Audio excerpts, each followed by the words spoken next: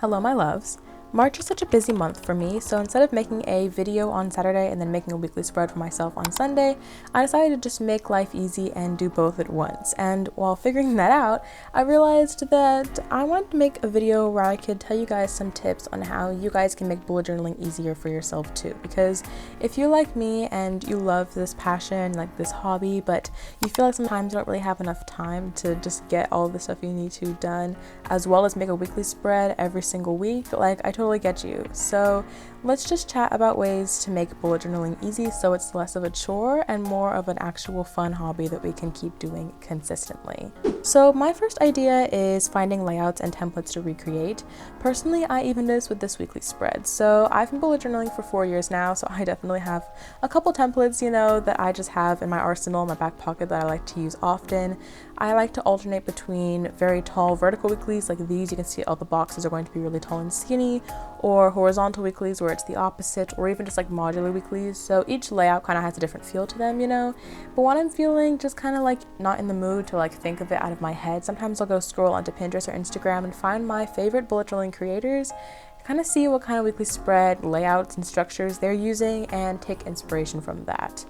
A couple people too I know use templates, so if you have like templates of bullet journaling spreads like online, maybe even printables, that can make life super easy. Just kind of print them out, stick them into your journal, and you already have space to plan for that week. I mentioned taking inspiration from other people so much on this channel because I think it's super important just to encourage that. I personally do it all the time. I literally have a channel, so I don't think there's anything wrong with it at all.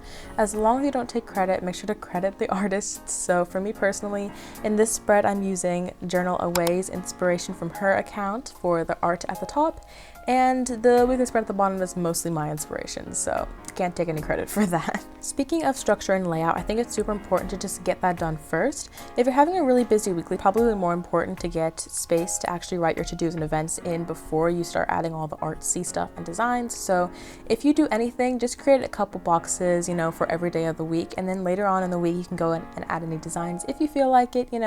Personally for me, my bullet journal is number 1 productivity and number 2 creativity. So if you are like me in that way, I definitely recommend just getting those boxes done first, and then you can add all of the fun details later. So like I mentioned, this video is in collaboration with Uhuhu, who sent me a humongous package of all different stationery for me to try. Thank you so much to them.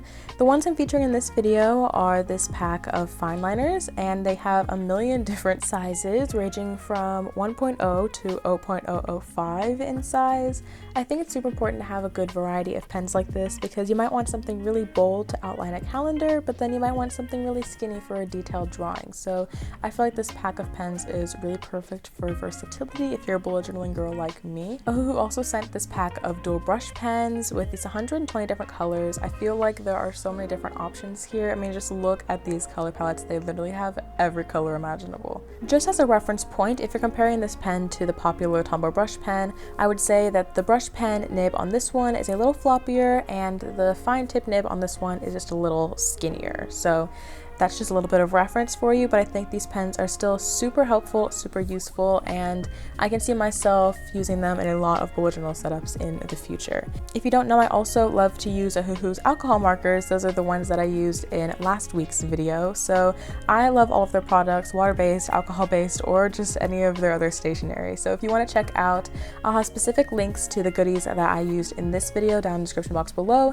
and you can use my code MingoStudio10 for an extra 10% off your order. So thank you so much to Uhuhu for sending me this amazing stationery package. I'm super appreciative of it, and let's get back into the weekly spread. So right now I'm obviously focusing on the art part of this weekly spread and finishing this banner at the top, but I do want to talk about ways to kind of minimize the art because like I said a little earlier, sometimes it's more important to focus on the productivity first, then get the art in later. So personally I think color makes a huge difference. Even if you don't feel like drawing, like for example this intricate flower banner, or like I don't know, rabbits or cupcakes, whatever your theme is, if you don't feel like drawing those doodles across the page, I feel like pulling colors from your color palette in the earlier theme can still really make a spread pop.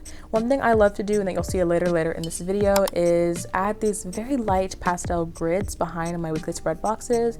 It's a way to differentiate them from each other, add texture, but also just add a little color down in the bottom of the page, even though there's not specific like doodles and art down there, if that makes sense. Also, Also doing your headers in a specific color brush pen maybe, or adding little wavy details or even sparkles across the page in a specific color, I feel like can just help bring a little bit of life and creativity to a page, even if you don't feel like spending, 20 minutes intricately drawing some art piece in the corner of weekly spread, because honestly, who has time for that every week?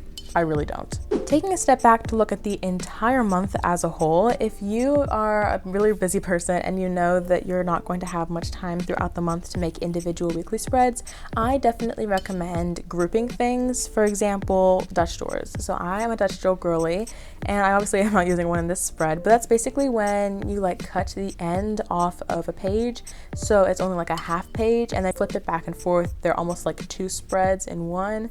That made absolutely no sense. I'll show a picture here on the screen so you kind of see a reference of what I'm looking at if you don't know what a Dutch door is, but these are super helpful because there are ways to kind of combine multiple weekly spreads into one. I usually use them for 2 weekly spreads, but of course if you do multiple panels you can do multiple weeklies, and I know some creators who even just make all of their weekly spreads at the beginning of the month, get them out of the way, and then by the time those weeks come around they already have the weekly spread made for them. And it's just a really big time saver. So if that's something that you would use, if you just don't really have time or inspiration to do bullet journaling every week, like this is a trick that I think is super handy.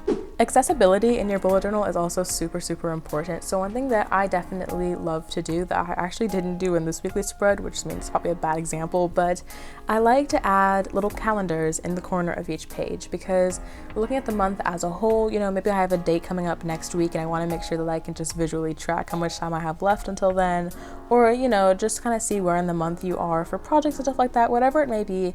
I love a good calendar in the corner, and that helps me with productivity so much, just to like plan in advance. I also almost every week have a notes section in the corner. That's why there are 8 columns here and not 7, because the one on the very right is going to be a notes section. This is just a way for me to help categorize things that doesn't go into individual weekly spreads, but just keeping this as like a checklist to put in every weekly spread makes it super easy for me, because I don't have to dedicate separate boxes for gratitude, events, academic, homework, work stuff. Like everything's just in this one big column on the right. I'm automatically going to put it in there because it's something that I said is in my checklist per every weekly spread, and it's just super easy, honestly. And so I feel like that accessibility is just super important. If you know there's something that you're going to use every week, like for example, if you use habit trackers in weekly spreads and not as its own layout, like making sure that you have that in every weekly spread just from the get-go is super helpful in making bullet journaling easy for you when you're in the middle of the week. Speaking of making your bullet journaling helpful, whenever you're using your bujo throughout the week, I think it's super important to make things as fast and efficient as possible. And for me, that includes a little shorthand. So I'm not the kind of person who, whenever I set up a new journal, has a key at the beginning. I know like Rado Carroll and his original bullet journaling system, where it all came from, kind of had this. Not really my style. However, I definitely can appreciate people who have different symbols for, events versus to-dos versus birthdays versus meetings or whatever it is. I feel like that can be super helpful. So if you have like a triangle for events versus a circle for to-dos, if that could help you, definitely recommend trying that, because anything that will make your system go a little easier. Personally, I usually just do little circles, and then whenever I finish the task or event, then I'll just color in the circle. And then if for some reason that task or event was moved to a different day, I'll just put an arrow to the right or left, indicating if it moved the day before, the day after, whatever, and then I can completely X out it if it was canceled. And this is just something really simple that works for me. Again, can be super different for you, but this makes it a lot easier as far as productivity, because I don't have to write in, was moved to this date, or, spend any extra unnecessary time explaining things to, past self in your bullet journal, whatever. I just feel like it's super easy to kind of have a system going for you already, and for me, this definitely works.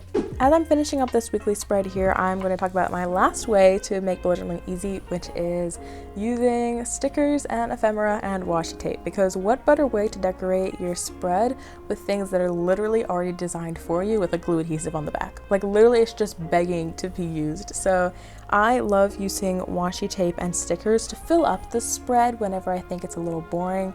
Like I'm all here for a minimal weekly, but I felt like it was a little top heavy on this particular one, because literally the art which was super dark and black at the header, so I used some washi tape at the bottom to kind of balance things out. However, I feel like this is also a good tip if you are super busy, don't have time to do art, then just adding a little washi tape that already has a design on it can bolt back to your color palette, all the things can be super helpful in making bullet journaling just a super easy thing for you. It's not supposed to be stressful, it's literally just a hobby that helps you with productivity and creativity, so I hope that these tips gave you some ideas, and don't let bullet journaling ever be stressful, okay? It's supposed to be easy, let it be fun, let it be enjoyable, and yeah. So I hope you guys really enjoyed this video. As always, subscribe because I post bullet journaling and productivity videos every week. Check out Uhuhu with the links in my description box, and don't forget to use code MingoStudio10 for 10% off. And with that, I'm gonna get going. I hope you guys have the most amazing week, and if you want to check out my video about art block that I posted last week, it'll be right here on the screen.